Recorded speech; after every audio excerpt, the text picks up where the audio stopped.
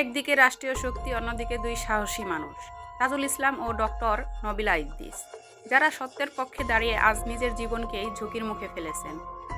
বাংলাদেশের ইতিহাসে এমন সময় আগে কখনো আসেনি, যেখানে একজন আইনজীবী আর একজন মানবাধিকার কর্মীকে পুরো রাষ্ট্রীয় শক্তি ঘিরে ফেলেছে ভয়ঙ্কর চক্রান্ত।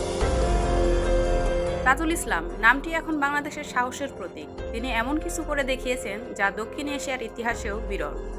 দেশের প্রভাবশালী সামরিক কর্মকর্তাদের আইনের কাঠগড়ায় দাঁড় করিয়েছেন তিনি।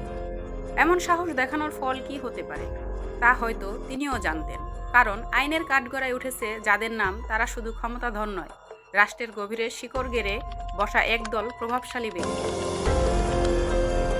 এই মামলার সাধারণ মামলা নয়, এটা রাষ্ট্র বনাম নাগরিকের লড়াই। এটা ন্যায়ের দাবিতে দাঁড়ানো এক সাহসী কণ্ঠের প্রতিশোধমূলক শাস্তি। আর এই লড়াইয়ের পাশে রয়েছেন ডক্টর নবিলা ইদ্রিস, যিনি আন্তর্জাতিক মানবাধিকার অঙ্গনে বাংলাদেশের গুম স্ক্যান্ডাল উন্মোচন করে আলোড়ন তুলেছিলেন। তাদের দুজনকে এখন এক ভয়াবহ পরিকল্পনার মধ্যে টেনে আনা হচ্ছে। রাষ্ট্রীয় নিরাপত্তা সংস্থা থেকে শুরু করে একটি অদৃশ্য নেটওয়ার্ক এখন তাদের প্রতিটি পদক্ষেপ নজরে রাখছে। কোথাও যেন একটা ভয়, একটা অস্থিরতা ছড়িয়ে পড়ছে, কারণ তারা সত্য বলে ফেলেছে।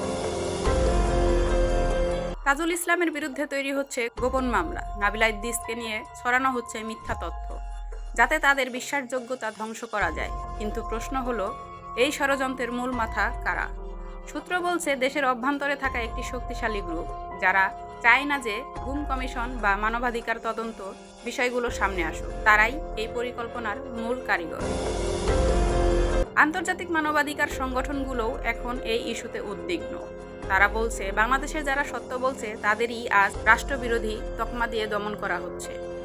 এদিকে তাজুল ইসলাম ও নবিলা ইদ্রিস জানেন এই পথ সহজ নয়, কিন্তু তবুও তারা থামেননি। তাদের মুখে এখনও একই কথা, আমরা ন্যায় বিচার চাই, ভয় নয়। এখন পুরো দেশ তাকিয়ে আছে এই দুই সাহসী মানুষকে নিয়ে। পরবর্তী পদক্ষেপ কি হয়?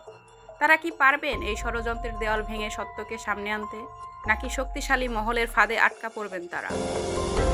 আপনাদের মতে কি হবে তাজুল ইসলাম ও নবিলা ইদ্রিসের ভাগ্যে? কমেন্টে জানান আপনার মতামত।